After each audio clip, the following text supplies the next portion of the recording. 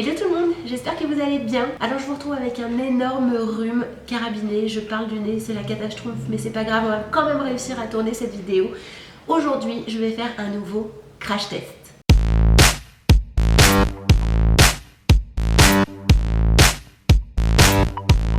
Il y a le site Sublime qui m'a envoyé les Colorista Spray, donc j'en ai 4.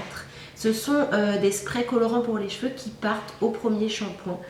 Ils ont également la version semi-permanente, donc Sublime m'a proposé de les tester mais j'ai refusé parce que tout simplement Gianni Coppa m'a refait ma couleur il n'y a pas longtemps, le baby brown d'ailleurs. Je vous mets le lien ici si vous voulez aller voir la vidéo et une deuxième vidéo sur la coupe et la coiffure.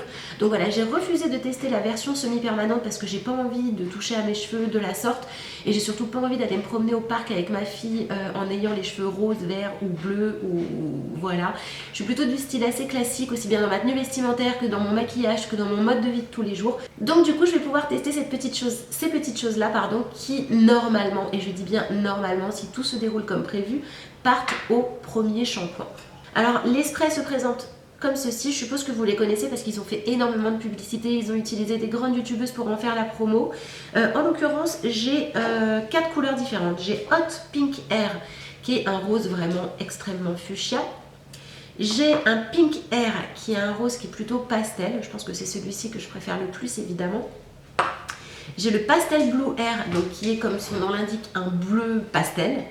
Et j'ai quelque chose qui ressemble à un vert canard qui s'appelle Turquoise Air et c'est exactement un vert canard, quoi, hein, tout simplement. Donc, comment est-ce que ça se présente? On a un petit embout comme ça. Je l'avais même pas vu parce que j'avais même pas encore ouvert les tubes.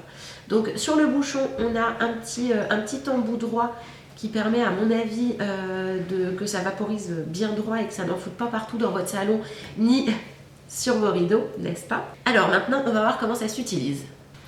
Alors ce que je vais faire pour commencer, c'est que je vais prendre une feuille de papier et je vais essayer de swatcher chacun des sprays pour voir si la couleur correspond bien à celle qui est indiquée sur le flacon.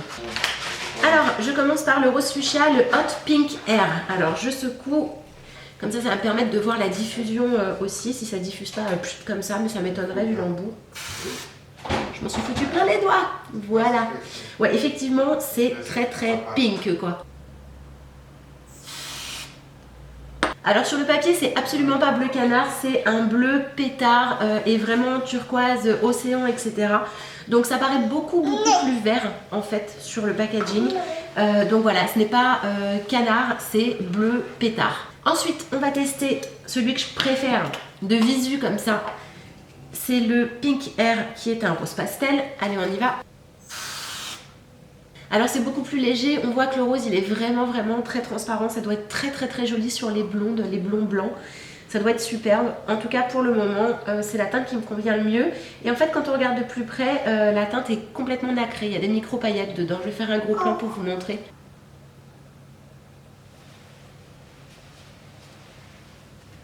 Et on va tester le dernier, c'est le bleu pastel qui s'appelle Pastel Blue Air. Allez, c'est parti. Alors il est un petit peu plus foncé que ce que je ne pensais, mais bon en même temps il faut bien que ça se voit. Et lui exactement de la même manière que le rose pastel, il a des particules nacrées dedans. Voilà, donc vous avez un rendu des 4 couleurs, ce qui vous permet déjà, si vous avez envie de tester, de faire un choix parmi ces 4 couleurs. La teinte qui me plaît le moins clairement c'est le bleu canard. Là franchement j'aime pas du tout. C'est trop flashy pour moi. J'aime bien le bleu pastel, le rose pastel. Ensuite le rose fuchsia, qui soit dit en passant est très joli aussi, mais c'est un peu trop pétard pour moi. Et celui-ci en dernier, je l'aime pas trop. Maintenant, ce que je vais aller faire, si j'arrive à continuer à vous parler, parce que là c'est de plus en plus dur, ça se bouche encore pire au fur et à mesure où je parle. Je vais aller prendre une serviette pour protéger mon joli pull que j'adore. Ça fait partie de mes pulls préférés que vous avez déjà probablement dû voir dans des vidéos précédentes. Donc je vais le protéger pour essayer de ne pas l'abîmer ou en tout cas le moins possible. Et on va tester tout ça sur la tignasse. Alors j'ai volontairement bouclé mes cheveux parce que je trouve qu'utiliser des produits comme ceux-là sur des cheveux raides, on voit beaucoup les démarcations. Or, lorsqu'on décide de se boucler les cheveux, les démarcations se voient moins. Tout comme lorsqu'on a un tie and dye, un vrai tie and dye, donc avec les pointes qui sont décolorées. Voilà, en règle générale, on voit toujours moins la démarcation lorsqu'on a les cheveux qui sont bouclés au fer à lisser ou au boucleur. Donc voilà pourquoi j'ai décidé de le faire sur cheveux bouclés. Bon allez, c'est parti. Je suis en tenue de combat, j'ai protégé, enfin... à peu près mon pull que j'adore. Et maintenant je vais dire le mode d'emploi parce qu'on va éviter les conneries, hein, on va regarder comment ça s'utilise. Et je m'excuse par avance pour les titounis en arrière-plan. Moi aussi j'ai envie de les buter, hein, soyons clairs. Mais Margoulette, elle aime bien. Voilà, voilà. Recouvrez vos épaules d'une serviette, ça c'est fait. Tenez le produit droit et bien secoué, vaporiser à 15 cm des cheveux. Laissez sécher pendant 1 minute et passez un coup de brosse pour un résultat plus intense, vaporiser plus longuement. Bon, allez, on y va. Je vais essayer de zoomer un petit peu pour que vous voyez mieux.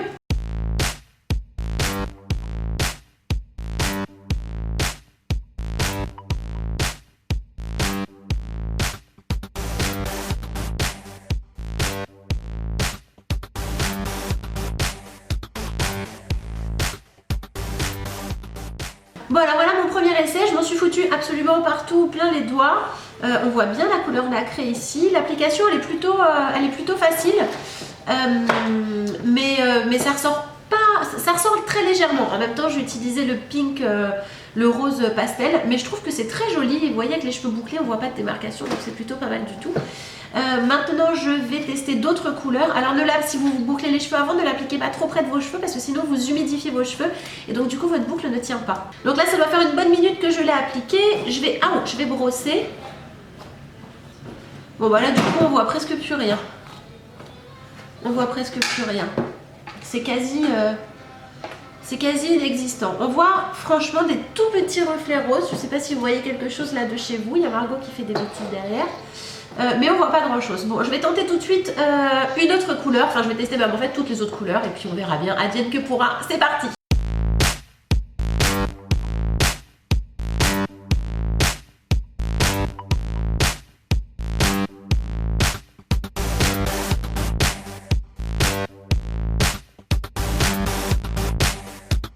Bon, alors comme vous pouvez le constater, j'en ai mis sur mon pull, j'en ai mis sur l'intérieur de mon bras et je m'en suis mis également dans le cou.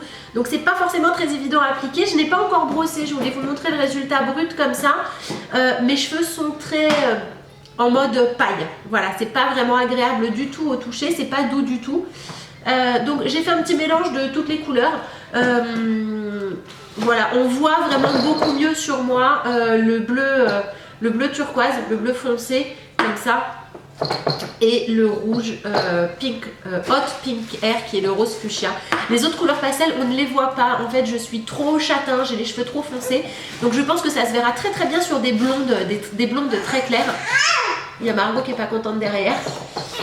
Mais voilà, sur les brunes, je vous conseille plutôt d'opter pour, pas pour les pastels parce que franchement ça ne se verra pas. Donc maintenant je vais brosser, ça me fait mal aux cheveux. Ça me fait mal, franchement ça tire beaucoup. Je sais pas si vous entendez le bruit, mais ça fait mal, hein. Ça fait mal. Bah évidemment les cheveux sont recouverts d'une pellicule. Par contre là en l'occurrence j'ai vraiment l'impression d'avoir de la craie sur les cheveux. Même si visuellement on n'a pas du tout le même effet qu'avec les craies. Visuellement je trouve que le rendu est très est naturel. Voilà, on dirait pas du tout de la craie ou des choses comme ça ou un spray.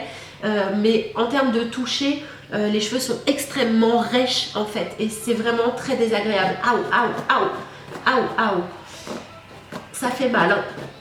Franchement, ça fait mal.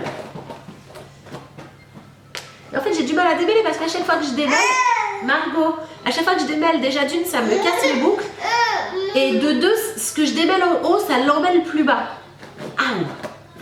Ouais, je crois que je vais pas trop insister sur le démêlage. Bon, franchement, c'est pas mal, hein, c'est pas mal. Alors, j'en ai plein les doigts. Voilà, ce qui veut dire que en gros, je pense que si vous prenez la flotte, si vous tripotez vos cheveux, voilà, vous en aurez plein les doigts. C'est quand même assez con, mais bon, il faut s'en douter. En même temps, avec un spray, hein, ça me paraît évident. Si vous voulez pas avoir cet effet sur les doigts, etc., il faut opter pour la version semi-permanente que je n'ai pas voulu tester. Mais je trouve que le résultat, franchement, il est très joli. Pour des photos, voilà, pour un truc en particulier, un événement. Et je pense que ça sera beaucoup plus pratique pour vous si vous portez une coiffure avec les cheveux attachés.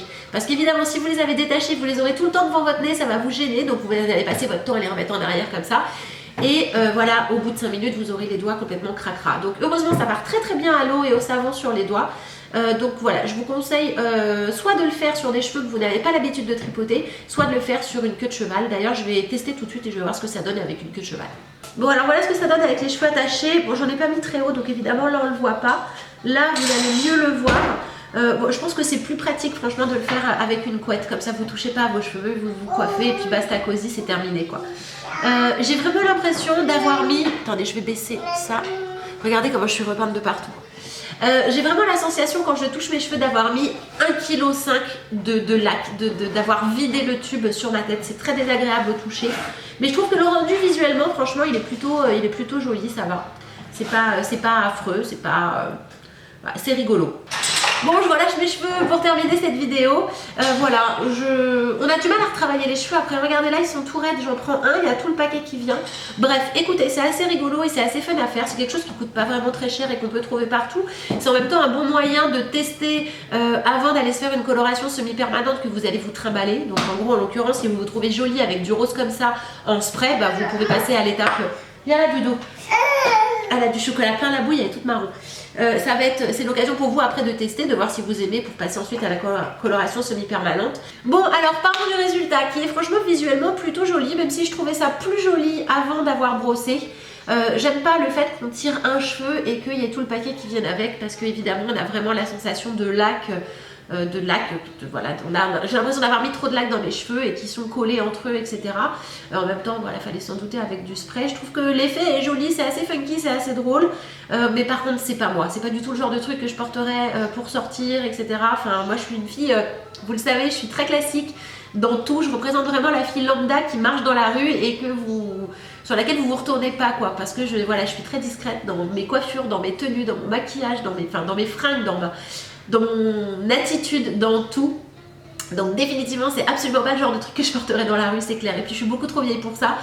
En revanche, pour une petite soirée exceptionnellement, ça peut être rigolo. Voilà. C'est pas de la mauvaise qualité, franchement je trouve que c'est bien mieux que les craies. C'est beaucoup plus facile à appliquer, le résultat il fait beaucoup plus naturel.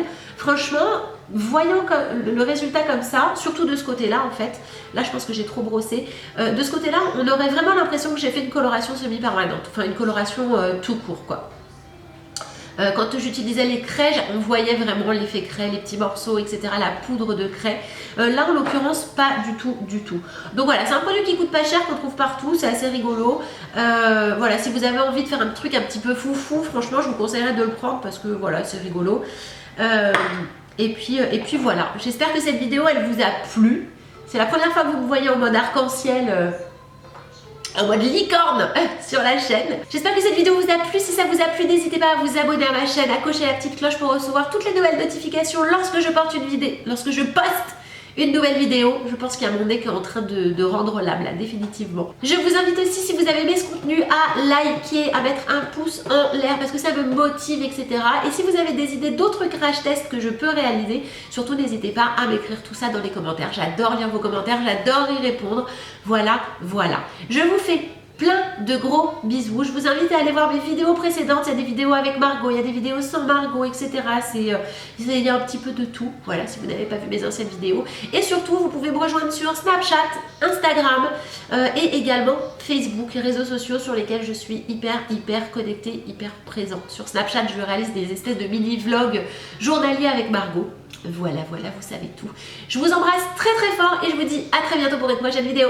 Ciao!